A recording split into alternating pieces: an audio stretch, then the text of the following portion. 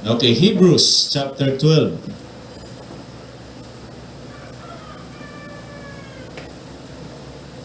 Hebrews chapter number 12. Verses 1 to 15, okay? So, mag-Bible reading ta. Hebrews chapter number 12, 1 to 15.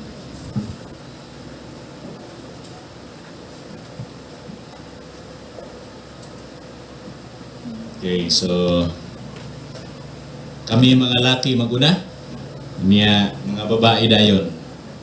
Okay, kay kami man ang unang himo sa Ginoo. So kita ang mahimong leader, amen. Okay, mga lalaki, verse number 1 in Hebrews chapter 12, okay, 1 to 15. Okay, verse number 1, men, all together, read. Wherefore, seeing we also are compassed about with so great a cloud of witnesses, let us lay aside every weight and the sin which doth so easily beset us, and let us run with patience the race that is set before us. Looking unto Jesus, the author and finisher of our faith, who for the joy that was set before him endured the cross, despising the shame, and is set down at the right hand of the throne of God. For consider him that endured such contradiction of sinners against himself, lest ye be wearied and faint in your minds. Ye have not yet resisted unto blood, striving against sin. And ye have forgotten the exhortation which speaketh unto you as unto children, My son, despise not thou the chastening of the Lord, nor faint when thou art rebuked of him. For whom the Lord loveth, he chasteneth, and exhorteth every son whom he receiveth. If ye endure chastening, God dealeth with you as with sons. For what son is he whom the Father chasteneth not? Chastisement, whereof all are partakers, then are ye bastards and not sons. Furthermore, we have the fathers of our flesh which corrected us, and we gave them reverence. Shall we not much rather be in subjection unto the Father of spirits and live?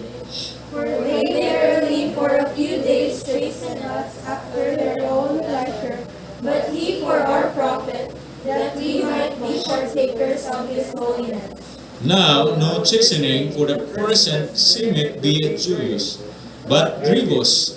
Nevertheless, afterward it yieldeth the peaceable fruit of righteousness unto them which are exercised thereby. Wherefore lift up the hands which hang down, and the feeble knees. And make straight paths for your feet, lest the which is lame be turned unto the way, but let it rather be healed. Follow peace with all men, and holiness, without which no man shall see the Lord. Okay, verse number 15, all kitang tanan magbasa all together. Read. Looking diligently, lest any man fail of the grace of God, lest any root of bitterness springing up trouble you, and thereby many be defiled. Okay, magpray ta. Our most gracious Heavenly Father, we thank you, Lord, for the reading of your the passage in Scripture. Thank you, Lord, for your people gathered together, Lord, to worship you in spirit and in truth. Thank you, Lord, for the privilege and the opportunity, Lord, nga maka-worship kami dahil kanimo. Salamat yun amahan sa akong mga kaigsuunan. Na ako yung mga kaigsuunan, Lord, nga wala makaanhi karon sa simbahan. Because, Lord, nga dili sila pwede amahan. So, ginapray na ako, Lord, nga hinaot amahan nga mabalik yun kami Ginoo sa old normal. Pray, Lord, for this COVID-19 nga kung pwede amahan na nag-specific, Lord, nga vaccine Ginoo. So, ginapray na ako amahan nga ikaw lagi nga amahan na nakasayo sa tanan. So, nagaduol kami na kanimo, Lord, para, Lord, mangayaw tabang. So, please help me. Give me wisdom, Lord, sa pagdala sa imong pulong, sa imong mensahe karon kapuntago. Tugyan ako akong kaugalingon na kanimo, pasaylo ako, Lord, sa akong mga kasalanan. In Jesus' name, Amen. Okay, mga lingkod mo. Okay, so magdala ko sa mensahe mga kaigsuunan. God's purpose for adversity. Okay, so God's purpose for adversity. So every time nga naay maabot sa ato ng mga adversity, sa mga trials, mga sa mga barriers sa atong kinabuhi, no? Mga babag or sometimes ma-discourage ta, dili ta ganahan, amen? Are you listening? So, mao na mga kaigsunan, when there is kanibang adversity or there are adversity nga moabot sa ato, our first response to adversity should not be kanibang kung atong ko anon nga atong di nato testingan nga ma-remove. Okay? Should not be to try to remove it, but to allow adversity to reveal kanibang our true weaknesses. Okay? So, kung ato nang kunon nga, walaan ni Lord, walaan ning COVID-19, hangtod kanos apa. Amen? Kuhaan ning virus. Okay. Kuhaan ning sakit sa akong lawas. So, kung dili kuhaon. Right. Musay atong response. So, mao gid na first nato nga response mga kaigsoon. If there are adversity in our lives, ang atong first nga response is to try to remove it. But mga kaigsuonan, nothing suman. Walay maka-remove ana, only God. Okay? Muna nga every adversity or every trial, circumstances nga mabot sa atong kinabuhi, God allows it. Okay? Gi-allow na sa Ginoo. No? But we need to allow mga kaigsunan to reveal our true weaknesses. Unsa may weakness nato when there is adversity nga mo-arrive sa atong kinabuhi. No? So mga kaigsunan, adversity can be our greatest motivation for spiritual growth or deadliest, okay?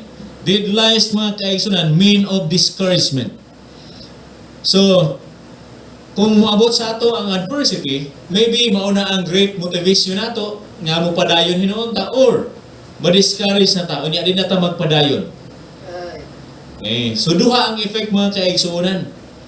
No, duha mga kaigsunan. So either ma-discourage ka or ma-motivate ka nga mubuhat na hinuon ka, mulihok na hinuon ka. Kaya kung ma-discourage ka, di na ka maning simbahan, di na ka mag-ampo. Daghay mga rason. No? Daghay mga rason. No? The difference mga kaigsunan depends on us, no? Understanding, sa atong understanding. No? Kung usay God's purpose sa adversity. No?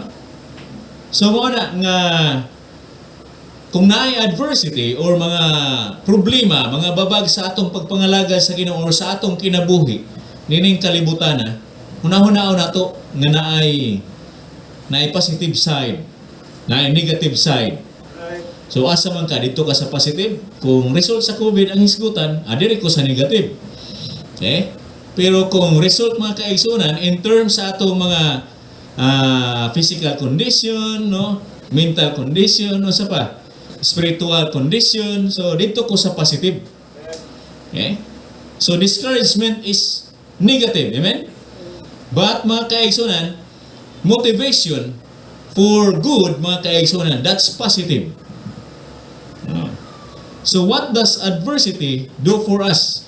Unsay mahimo sa kaning adversity para sa atong kinabuhi or what does God achieve through adversity? Unsa may makuha sa Ginoo through adversity nga niabot sa ato? Okay, number one mga kaigsunan, adversity is God's way of getting our attention. Amen? So, karon mga kaigsunan sa COVID-19, katong mga tao nga dili kabalo mo tawag og Ginoo sa una, karon grabe nang panawag sa Ginoo, Lord, kuhaan na ning COVID. Kuhaan na ning virus. Di ba? Mao man atong pag-ampo. Bisag kita gani ang mga Kristohanon atong pag-ampo, Lord, kuhaan na ning virus. Kunya kung dili ko haon sa Ginoo, ipabili na unsa may atong response. Okay? Mao na mga kaigsunan, adversity can be our greatest motivation for spiritual growth or deadliest mga kaigsunan means of discouragement. Okay? So remember, what does God achieve through adversity? Or what does adversity do for us? So adversity is God's way of getting our attention. Kaya kayo sahay, pag naata sa haruhay nga kinabuhi, kalimot man ta sa Ginoo. Hayahay atong kinabuhi, walay problema. Aw. Relax ra kaayo ta. Ang atong atensyon naa sa mga kalibutan. No? Ang atong atensyon naa permanente sa atong trabaho. Atong atensyon naa permanente sa atong eskwela, wala man ay sayop. Pero kung mawala na ang Ginoo, naa na ka permanente sa imong saman. Study is good, amen? Kanang ga-eskwela ka, ga-study ka, maayo gyud na siya. Ang dili maayo mga kaigsunan kung walaon na nimo ang Ginoo sa imong kinabuhi. Okay, so adversity is God's way of getting our attention, no? The cares of the world mga kaigsunan can choke out mga kaigsunan the word of God. Okay? Usahay mga kaigsunan because of kanibang entertainment sa kalibutan mga kaigsunan, matsok na, di na nato mapansin ang kaning pulong sa Ginoo, no? And drown out the voice of the Holy Spirit. Di na ta kadungog. Because we are busy. Busy ta sa atong trabaho, busy ta sa atong mga cares sa kalibutan, busy ta sa atong business. Pero salamat mga kaigsunan nga hangtod karon nagapadayon ta. Okay? Salamat sa inyo nga naa mo sa simbahan, naata sa simbahan. It is a privilege mga kaigsunan to worship God. Okay? Privilege na, dili na rights. Ako nang balik-balik diri sa pulpito. Okay? Dili ka makaingon, it is my right to worship God. No. Pribilehiyo na nimo nga naka-worship ka sa Ginoo kay gihimo ka niya nga anak. At first imo siyang gidawat nga imong personal nga mangluluwas. Tagaan kag pribilehiyo kay dili tanang tao karon nagsimba sa Ginoo. Okay? Ang mga tao karon hadlok mo gawas. Pero mao lang na akong sulti sa atong tanan dire. Nga sa laing adlaw, no, kung wala tayo kinahanglanon nga paliton sa siyudad or asang tindahan, di na tayo maggawas-gawas. Kung gusto lang nimo nga magsuroy-suroy, ayaw lang sa, amen? Ayaw lang sa. Pero pag Sunday, pag naa mo sa simbahan, mas malipay yun ang Ginoo na. Amen? Laing adlaw, makalakaw ta kung asa ta. Pero pag adto simbahan, dili ko mulakaw, di ko mato simbahan, kaya di man ko pwede mo gawas. Pero sa laing adlaw, nagawas-gawas. Okay? Okay? So, dili na siya pangasaba mga kaigsunan. Reminder para sa atong tanan. Okay? Muna mga kaigsunan, while we are busy with our plans, goals, project, and friendship mga kaigsunan, no? Kanay kabisihan nato, God patiently remind us. Amen? While we are busy mga kaigsunan sa atong mga career, unsa pa diha atong gikabisihan, God patiently remind us. Nag-remind gihapon ang Ginoo sa ato. Okay. Please look at in Jeremiah. Okay. Okay. Please open your Bible. Okay. Jeremiah chapter 35.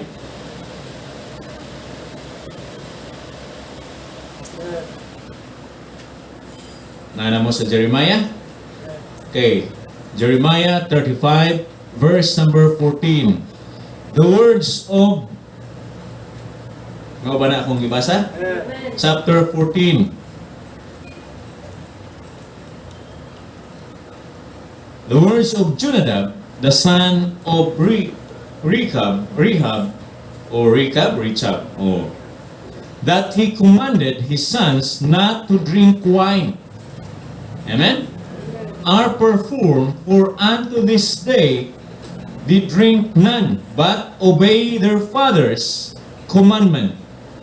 Notwithstanding, I have spoken unto you, rising early and speaking, but you hearken not unto me. There are reminders, some reminders mga kaigsunan nga kung kuan gina street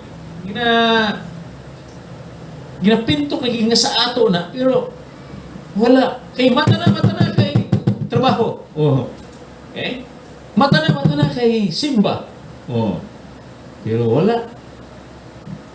Nung nabaya nga na, lisod baya pukawan pag mata, amen? Rising early and speaking, but you hearken not unto me. Okay? So, mo na mga kaigsunan nga daghanay mga reminders sa ato. We are patiently reminded, but naaghapon ng pagka-hard-headed. When adversity comes, mga kaigsunan, we are suddenly faced with problems. Amen? Problema na sad, no? And pressure that are too big for us to resolve. Okay, kung naay mga problema, naay mga challenges sa atong kinabuhi, mga kaigsunan, ayaw yun pag-try. Pinaagi sa imong kamaayo, masolve ni mo na. So, i-try mo sumi akong buhaton, ani. Pangayog ka alam sa Ginoo, amen? Kaya kung na adversity, mga kaisan, di na nato masulbad kung kita lang. Our inward response, mga kaigsunan, should be, mga kaigsunan, nga dapat atong buhaton. Okay? Tawag ka sa Ginoo. No? Dili ta magkuhan nga maayo tang tao. Kanang wise ta or kaya na to ang tanan, amen? Dili na to kaya ang tanan. Sa gani ginagmay, sa gani sa ato pagkatawhanan, ngayon ta, di man na nako kaya. Pero tungod ra to sa imong katapulan, di ba? Tungod ra to sa atong katapulan. Kita na na kaya nato ang Psalms 25 verse 1 and 2. Ingon diri, unto thee, O Lord, though I left my soul. Okay? Nganha kanimo o Ginoo ako nagpataas sa akong kalag. Oh my God, I trust in thee. Let me not be ashamed, let not mine enemies triumph over me. Okay? Dili nato mga kaigsuunan i-allow nga ang kaning adversity maoy magbanidaogon sa atong kinabuhi. The first response, mga kaigsuunan, nga dapat buhaton sa mga Kristohanon, dapat unahon nato ang Ginoo. Amen? Unsa ingon ni David, mga kaigsunan, unto thee, O Lord, though I left my soul, oh my God, I trust in thee. Mao ba na ritso ang atong first nga approach, atong first nga response? Or nangita patag pamaagi? Nangita patag pamaagi nga atong kaugalingon. Unya pag wala gid tay mahimo, mao pay pagduol nato sa Ginoo. Okay?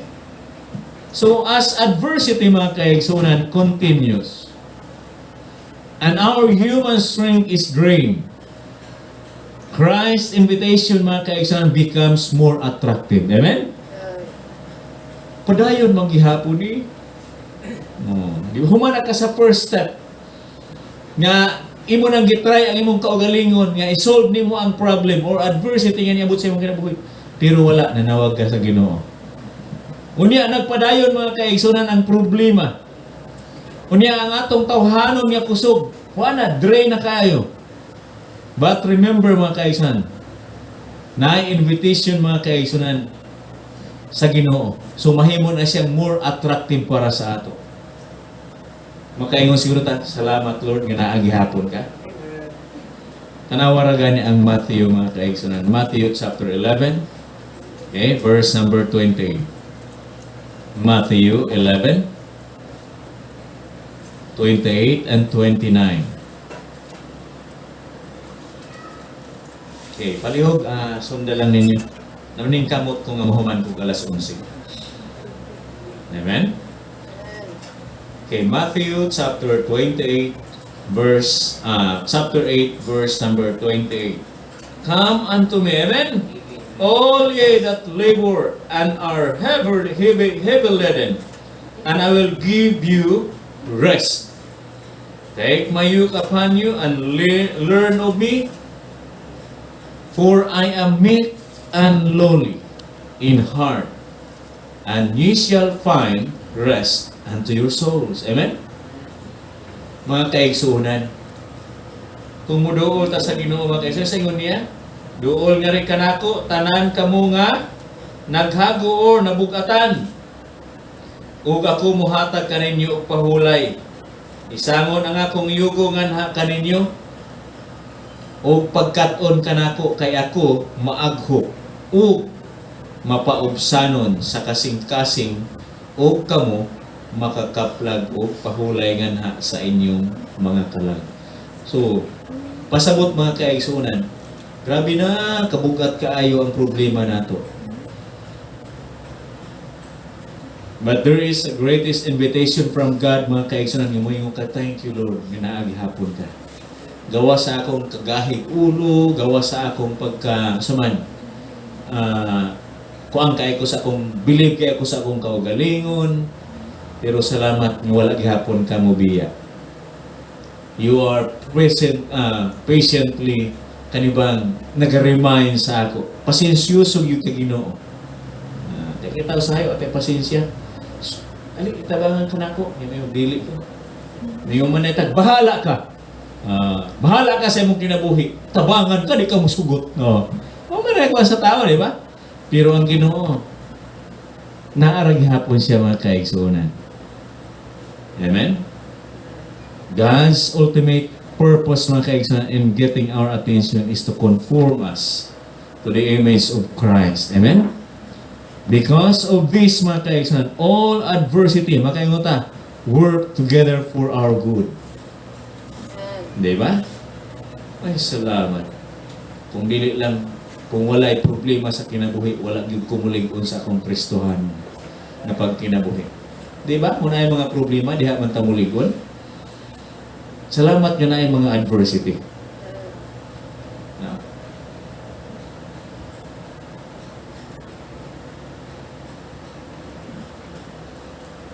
Okay. So, Romans. Okay. 11:28 na ito ngayon na. Okay, ang Matthew.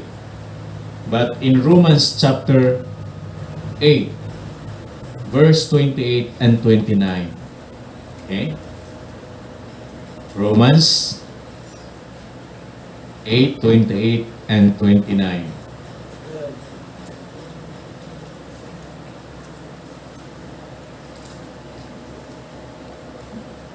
Ngayon, and we know that all things work together for good to them that love God, to them who are the called according to His purpose. For whom He did foreknow, He also did predestinate to be conformed to the image of His Son, that He might be the firstborn among many brethren. So through it, mga kaigsunan, we learn of Christ, who is meek and lowly. Amen? His burden is light. Amen? No? Para sa Ginoo, mga kaigsunan, kana atong mga problema, kana atong kabugaton, gaan ra kay na sa iya. Diba? Itong story, mga kaigsunan, nga tao nga nagpasan o buta na ito, isa kasakong kamote, niya, naanay iyang friend nga, nilabay, nga naisakyanan, "Oy, Migo, nasa mga pa yun?" Ito sa unahan, ako ning kuan kay murag luoy man kay kasakay na diri. Ay. Diha lang ka sa likod. Pagsakay sa likod. Paglingi sa iyang amigo nga nag-drive, naglingkod tuod sa pick-up pero gipas-an gihapon ang kamote. Nawara.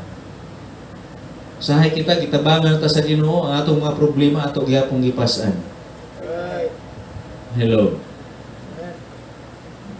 Nagsakay na ta og kutsi. Pero gipas-an gihapon nato tong mga dala. Di sana usa man kay bisig gipasakay ka nako para na ka magpas-an. Gipas-an gihapon nimo na imong kamuti nga isa ka sako. So ibutang na para makapahuway ka. Sahay mo gud magduha-duha ta. Ingon ang Ginoo, "Come unto me, and I will give you rest." Duol to ta sa Ginoo pero nagduha-duha ta. Tinuod bagig kahan. No? Ingon pa ni Charles Stanley, mga kaisan, all of the things Christ want for us, loving Him and focusing our attention on Him are the most important. Muna ingon ni Charles Stanley, mga kaisan, of all the things Christ wants for us, murag na iyang gusto nga ato siyang higugmaon. Amen? Focus sa atong attention, atong i-focus sa iya. Mo na pinaka-importante nga gusto sa Ginoo sa iya. Wa man nagpa sa ato. No, sa wa man ingon ang Ginoo ayaw na mong trabaho. Okay? Kinahanglan man ta mo trabaho para mo income sa time, amen? Kinahanglan pud ta maning kamot sa atong kaugalingon, pero wala nagkuan mga kaigsunan nga makalimot na ta nga naay Ginoo nga nitabang sa ato.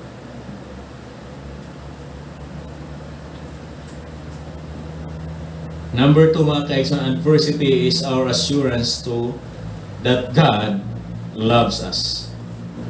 Okay? Adversity is our assurance that God loves us. Higug magina ko sa Ginoo. Hebrews chapter 12, sa atong text. Hebrews chapter 12, verses 6 and 7. For whom the Lord loveth, He chasteneth, and scourgeth every son whom He receiveth. If ye endure chastening, God dealeth with you as with sons. For what sons is he whom the Father chasteneth not? Okay? So kung tinuod ka mga kaigsuunan, nga gihigugma sa Ginoo, mao lagi mabot sa imong nga mga adversity. Do you love God? No? Ingon pa dire, no? Sa verse, kaysa kang kinsa ang Ginoo nagahigugma, siya nagakastigo o nagalatos sa matag anak nga sa kang kinsa siya nagadawat. Kung kamo naglahutay sa pagkastigo, ang Diyos nagatagad kaninyo ingon nga mga anak. Kay unsa ba siya nga pagkaanak sa kang kinsa ang amahan wala nagakastigo. Wala ningon nga kastigo diri mga kaisan nga patyon ka. Dili gidisiplina ka. Nagpasabot nga kung gilatos ka sa imong parents, gilatos ka sa imong papa, ihigugma ka na. Ayaw kong ina kamong mga kita nga mga papa, ayaw para ma-appeal gyud akong kaugalingon. Ayaw kong ina kitang mga papa kung di nato gilatos sa atong mga anak. Gihigugma nako, gihigugma man gud nako akong anak mo nang dili nako latuson. Karon nga nakasayod ko sa kamatuoran mga kaigsunan, moingon ko sayop gyud na. Maabot ang time nga ikaw latuson sa imong anak. Ha? Ay binuang dapapang. Nabalin ang panahon karon. Ang anak na nang latos sa amahan.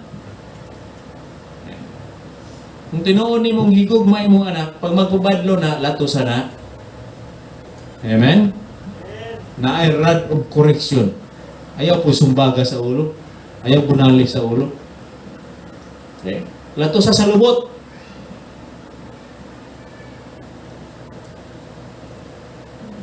Dako naman sila pastor, ilan ako latoson. Ay, magpabadlong lato sa gihapon. Hangtod nga naa pa mo'y amahan, naa mo'y anak, naa mo'y inahan. Pwede pa mong latoson. Okay? Kaya para makita yun ang atong kung ang gina ang atong attention ba, makayong taghigog magiday ko. Kaya kung mayroon ka anak ka karon nga ka nalatos, pinangga yung ko ni Papa, di ka pinangga si mong Papa. Nakasala ka, waka gilatos, di ka pinangga si mong Papa. Kaya tinuod nga pinangga, latoson yun na pag makasala. So sama ra pud na sa Ginoo mga kaigsuunan. Kung tinuod kang anak sa Ginoo, unya nagpabadlong ka, walang kakasayad nga nagpabadlong ka. Okay? Or nakausa man akong kinabuhi oy. Ni Lord, nausa man akong kinabuhi. Ayaw pangutana sa Ginoo, pangutana imong kaugalingon. Amen? Naunsa naman ko, murang nagkulang gani ko sa Ginoo. Okay. Kaya ang Ginoo, walang yun na, naunsa. Amen? Pag yun na, siya nagkuhan, na aragod, nagpakamatay siya para sa imo. No? So adversity is our assurance that God loves us, mga kaigsunan. Verse number 9. Okay, tanawa ra verse number 9. Furthermore, we have had fathers of our flesh. Amen? So, which corrected us, and we gave them reverence. Shall we not much rather be in subjection unto the Father of spirits, and live? Verse number 10. For thee, verily for a few days, season as after their own pleasure, but for our profit. Wala, ayaw ka latos, ay pagpaglatos mga kaigsuunan, nga para lang sa imong, kanang gusto lang nimo ba? Okay?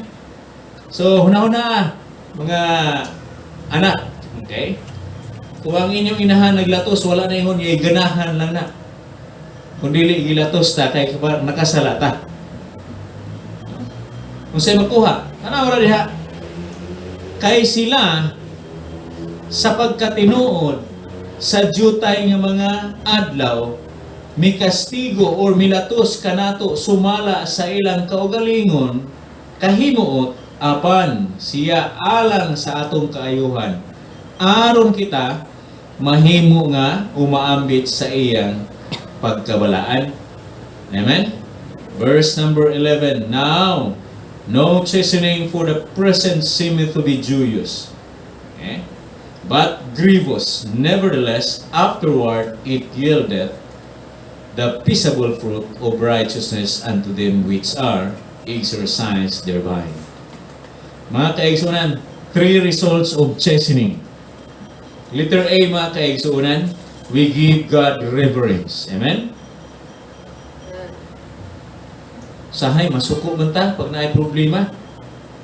Pero mga kaigsunan, mabot ang time nga makayo ka, thank you Lord. Or grabe ang imong respeto. Para sa mga anak, grabe yung respeto sa ginikanan. We give God reverence. Then letter B, mga kaigsunan, our profit to be partakers of God's holiness. Okay? That's in verse number 10. And letter C, mga kaigsunan, it yields the peaceable fruit of righteousness. Magbunga na o pagkamatarong, kalinaw. Nawa pag kita mga ginikanan kung ang atong mga bata, wala yun nato malatos, wala nato makastigo. Di ba samo ka itong balay? Kay musulti si mama, musulti mo pong anak. Musulti si papa, mga saba si papa, mga saba pong anak. Amen? Ano man, mo kuan man sad, kaya ano? Di bitaw ni si papa mula to sa ako, kay higog mabitaw ko. Tubag ko. Di na maayo mga kaigsunan. No? It yields the peaceable fruit of righteousness. Muna hingon sa verse number 11. When we recognize, mga kaigsunan, God's love in adversity, we can lift up the hands which hang down, no, and the feebleness, mga kaigsunan. This means, mga kaigsunan, to get back serving God with our hands and legs. Amen? Hands and legs gani, sumukalakaw yung ka. Hello? No? Lift up the hands which hang down. Okay? Sa atong ipangbasa na ana siya. And the feebleness, mga kaigsunan, no? Kaning atong mga tuhod, mga kaigsunan, no? This means to get back serving God with our hands and legs, no? When we recognize God's love in adversity, mga kaigsunan, we can make straight paths, mga kaigsunan, for your feet. Okay. So nindot ang imong paglakaw, dili ka nag kaman. Nindot gani ang imong panginabuhi, no? Pasabot ani mga kaigsunan to get back on the path of righteousness. That's in verse number 11. Kabalik ta. He led me. Kung sa iyo na sa Psalms 23 verse number 3. No? Nga ang Ginoo may magagiya sa ato, may magatultol sa ato. Kung na-recognize nato mga kaigsunan, pinaagi sa adversity, we can follow mga kaigsunan peace and holiness with all men. Verse number 14, tanawa na sa atong text.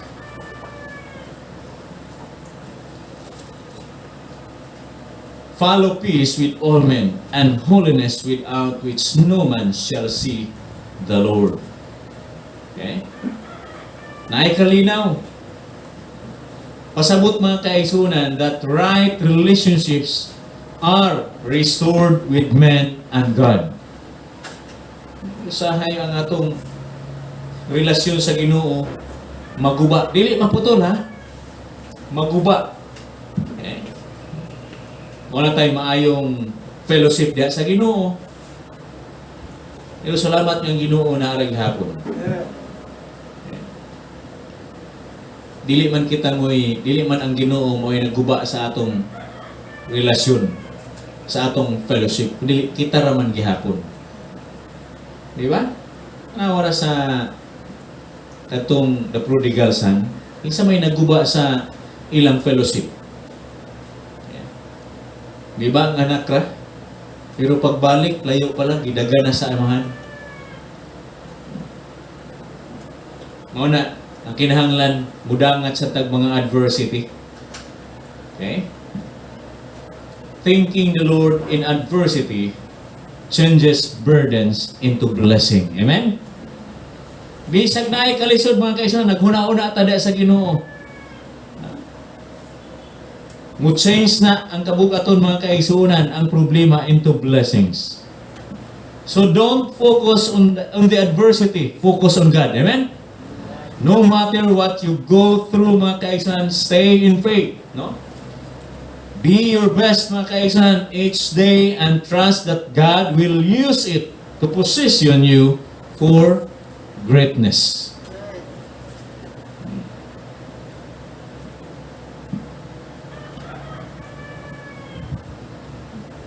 Ingon pa mga kaigsunan, he that lacks assurance of God's love converses too much with Satan.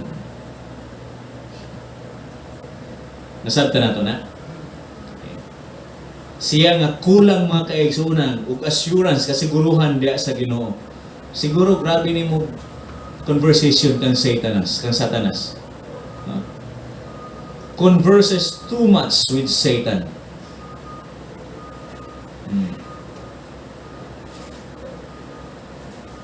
So, ato nang karon mga kaigsunan, usahay pag magduda ta mga kaigsunan kung ang Ginoo mo supply ba?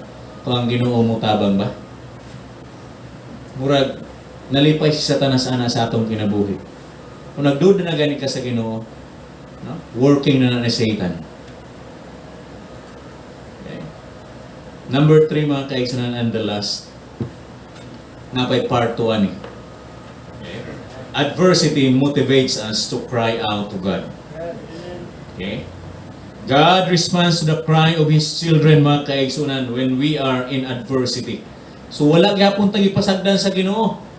As long as mga kaigsunan, when adversity comes, dapat mo na imuhatag og motivation sa ato. Nga first, manawag yun ta sa Ginoo. No? Adversity motivates us to cry out to God. Okay. Psalms 34, verse number 17.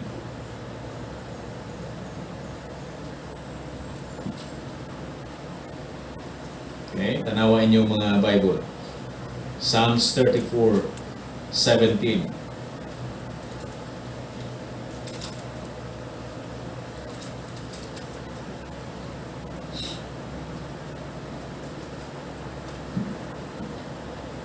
Naan mo? The righteous cry, amen? Ang matarong nagsinggit, and the Lord hear it, amen? And delivered them out of all their troubles. So, hindot kayo eh. We should cry out to God in the right ways, mga kaigsunan. Dili kay singgit-singgit lang kaya tawag-tawag sa Ginoo, pero wala na sa insakto nga dalan. So mao na mga kaigsunan, we should cry out to God in the right ways. Letter A mga kaigsunan, cry out to God with our voice. Psalms 3:4. Okay, Psalms chapter 3, verse number 4.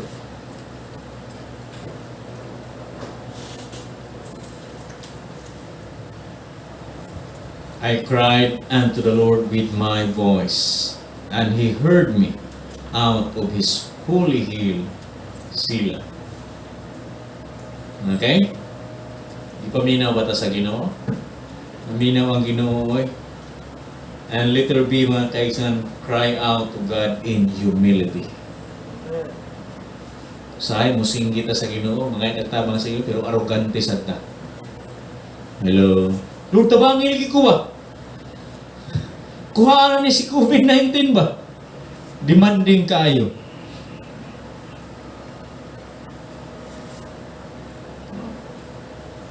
Cry out to God in humility. Amen? Pamantay, mahimo kung walang Ginoo. Chapter 9 of Psalms, verse number 12. When He make it inquisition for blood, mababa na nasa inyo? He remembered them.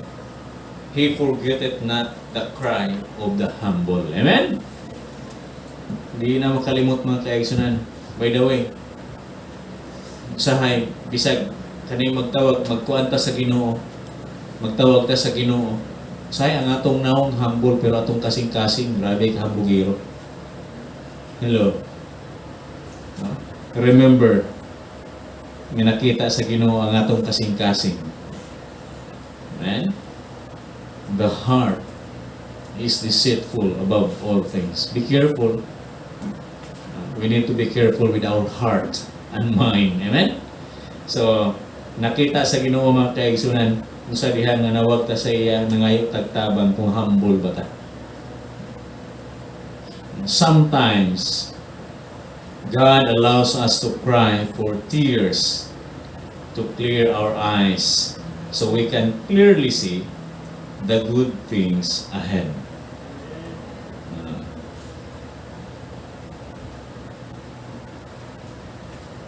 Akong balikon, sometimes God allows us to cry for tears to clear our eyes. Basig atong eyes ba, kanang puno nagmuta. Okay? Ang nakita permanente sa atong mata, ang kuan lang. Sama ng atong pagkamaayo, wala atong makita ang pagkamaayo sa Ginoo. So we can clearly see the good things ahead. Sa blurred ang atong pananaw sa unahan. Una, pag na-adversity, dili ta magkapadayon, mawala na ta.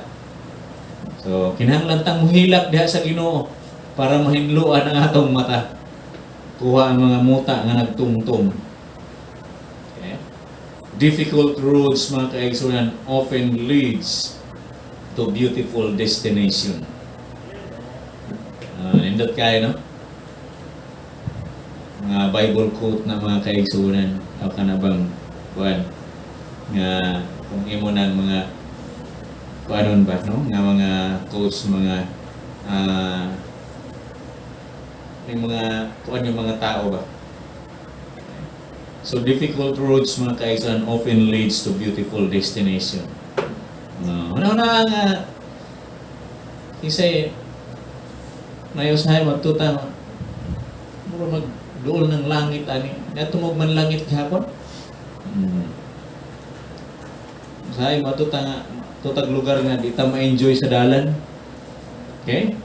Dili ka ma-enjoy sa dalan. Pero pag abot na nimo sa imong destination, wow. Wala ko ni padayon, di na ako ni makita ang katahom. Oh. Eh? Katahom sa akong gipangita. Tuara.